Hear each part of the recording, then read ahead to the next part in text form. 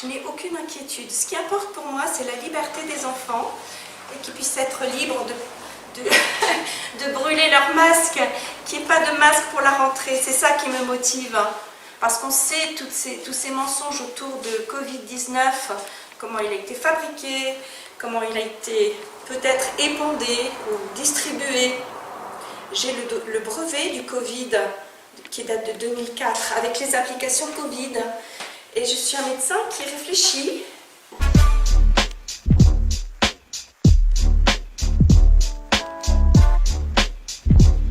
On domestique les enfants à l'école et là, le gouvernement est passé à la vitesse supérieure. Et ça, je suis désolée, mais je suis un soignant conscient. Je refuse cela pour les enfants français. J'ai aussi pris conscience que Trump aux États-Unis est intervenu auprès de l'OMS et a dénoncé toutes ces magouilles de l'OMS. Il s'est désolidarisé de l'OMS. En France, ça n'est pas le cas. Macron obéit à Bill Gates, qui obéit à l'OMS, et moi je dépends du Conseil de l'ordre des médecins, qui obéit à l'OMS. Et moi je suis pour une France libre.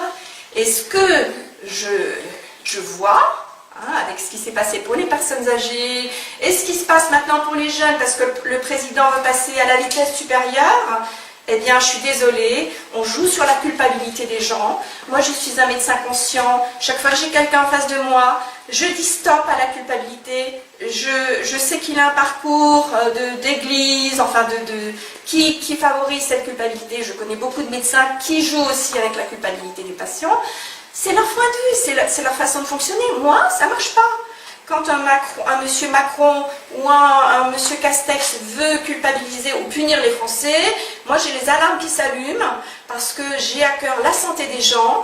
Je suis allée aussi sur le terrain dans les quartiers défavorisés à Strasbourg, en Neuf, Neudorf, aussi à Molsheim, sur Wasselin. Donc j'ai une vision, vous savez, comme l'aigle. Il voit un petit peu ce qui se passe en Alsace. Mais du coup, demander aux gens de porter un masque, c'est culpabiliser les gens. Mais vous me répétez ça sans arrêt, le masque, le masque, le masque. Vous avez des médecins brillants, monsieur Toussaint, comment s'appelle le professeur là, qui dénonce le masque, qui est délétère. On a vu les cultures de champignons. Le masque n'est pas le problème, monsieur le journaliste. Le masque, c'est juste pour embrouiller les Français, pour leur faire peur, pour les pénaliser, vous savez, avec les amendes. Et moi, je suis un soignant, je ne peux pas autoriser ça. C'est cette politique qui est une arnaque. Je le dis haut et fort. Un président qui appauvrit le peuple, on voit bien ce qui se passe, comment les gens ont perdu leur emploi, qui va au Liban acheter le Liban, on n'est pas en Monopoly. Moi, je n'ai pas voté pour un président qui joue en Monopoly avec Rothschild et qui reçoit les ordres de Rothschild et des pédocriminels. J'ai quand même pris en charge des patients, j'étais aussi à la régulation du SAMU en Alsace. Je répondais aux gens au téléphone. Vous savez, on a une plateforme avec les urgences vitales pour réanimer les gens. Et moi, je suis pour les urgences non vitales. Donc, je faisais mes nuits à la régulation du SAMU où je rassurais les gens parce que tous les Français ont été en état de choc traumatique avec ce qu'ils ont entendu du président, du Premier ministre. Voilà, ils étaient en état de choc. Donc moi, j'allais rendre visite sur le terrain, essayer d'arranger tout ça. Et mes patients ne sont pas tombés malades parce qu'ils avaient tout ce qu'il fallait pour que leur corps fonctionne bien contre un virus et pour que le corps se détoxifie bien. Mais au téléphone, je rassurais les gens et je disais aussi, vous avez le droit de choisir comment vous soignez et ce que vous voulez comme traitement. Si vous voulez le traitement du professeur Raoult, vous pouvez l'avoir. Et derrière moi, le chef de la régulation de dire non, non, non, non, non. Et effectivement, en Alsace, il y aurait eu plus de morts que dans d'autres régions, mais sachez que le traitement du professeur Raoult, on a été privé du droit de prescrire, nous les médecins quand même. C'est important que les étudiants en médecine sachent ce qui les attend. Parce que moi, j'ai quand même pu expérimenter certaines choses dans mon cabinet, mais j'étais quand même toujours sous surveillance. Et là, d'un coup, c'est stop. On interdit la prescription aux médecins.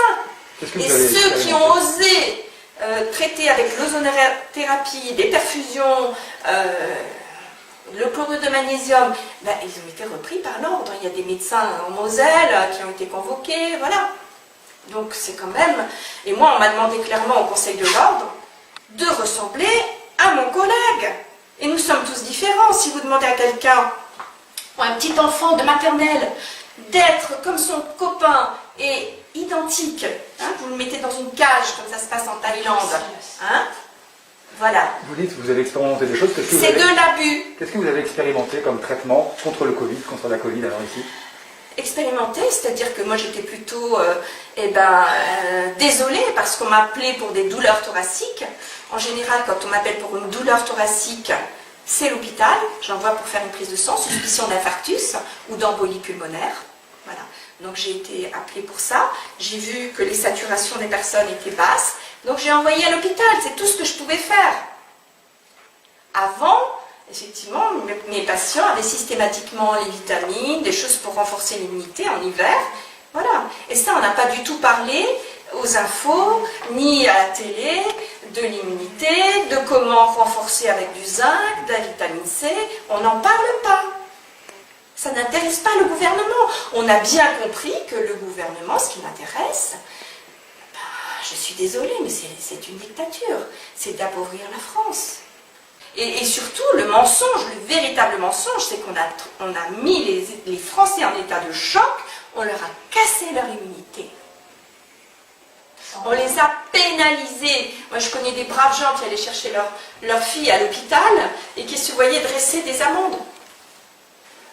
On n'a pas parlé de la grippe, on n'a pas parlé des maladies chroniques qui sont restées sans consultation, des mamies qui sont parties, qui avaient des comorbidités. Effectivement, quand on a des comorbidités, plus un vaccin tous les ans, parce qu'on les aime, ces personnes âgées, on les vaccine tous les ans, ce qui est très délétère de mon point de vue pour l'immunité, ben voilà, elles sont parties. Big Pharma, c'est juste des intérêts financiers du médicament. Et c'est une élite qui s'enrichit sur la santé des Français. Est-ce que vous avez vu une diminution du burn-out? Avec la crise du Covid, ça s'est renforcé. Vous savez, on parle de deuxième vague.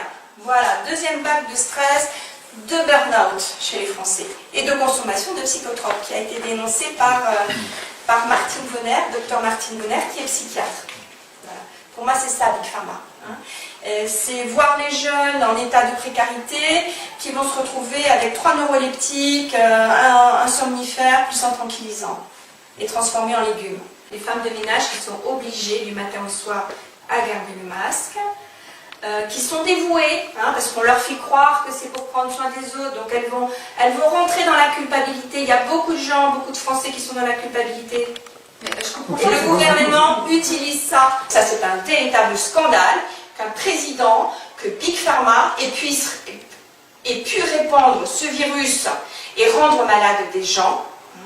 Voilà. Maintenant, on a les chiffres, c'est pas plus qu'une grippe, parce que ce virus s'est dénaturé rapidement.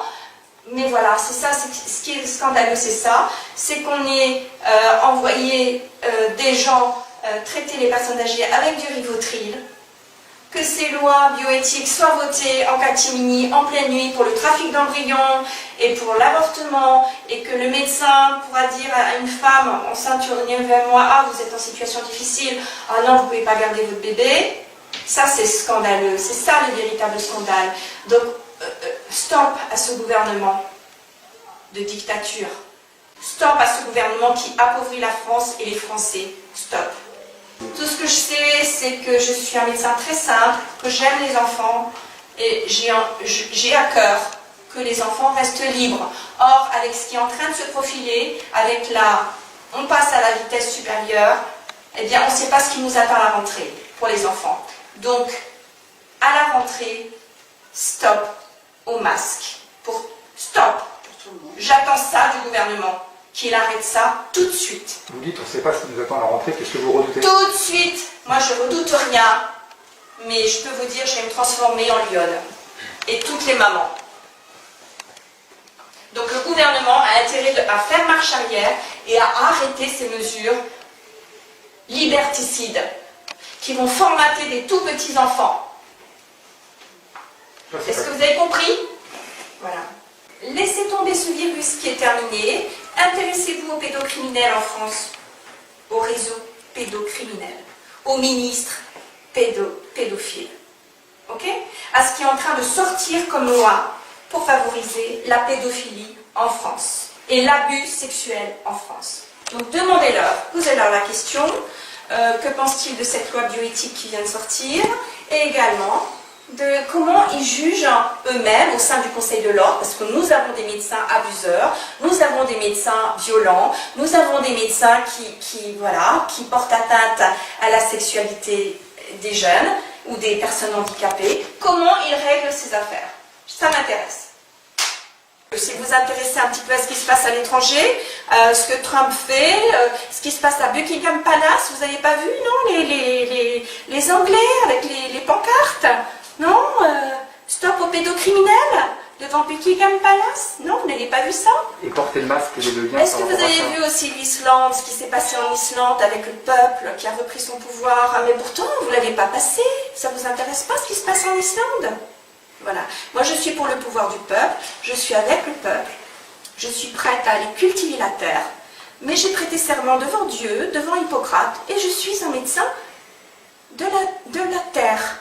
Voilà, je suis soucieux des humains, des enfants et de la terre.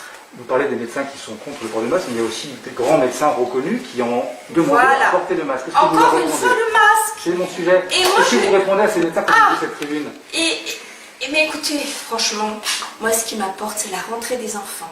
Parce que je reçois des appels de mamans qui sont effondrées parce qu'elles savent qu'il y a des emplois qui sont prévus pour des brigades, pour des mises en quarantaine, séparation de leurs enfants.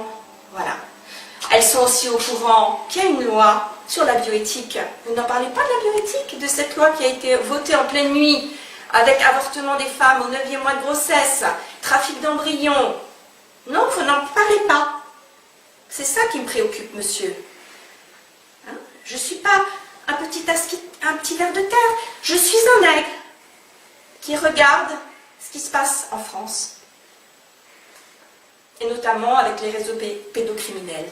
Voilà, donc j'ai des craintes pour nos enfants, quand je vois tout ce qui se passe, tout ce qui est voté, l'abaissement aussi du consentement sexuel à 13 ans, l'éducation sexuelle par des inconnus en maternelle, des livres que je vois sur les pédophiles, qui expliquent à l'enfant combien le pédophile lui veut du bien et que c'est bien de dormir avec lui. Non mais je rêve, on est en France, c'est mon pays.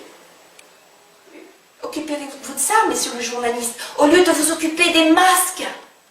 Combien ça vous rapporte de vous occuper des masques pour laisser tomber ce qui concerne les enfants, ce qui atteint les enfants avec les abus sexuels, criminels? Parlez un peu de ça. Réveillez les gens.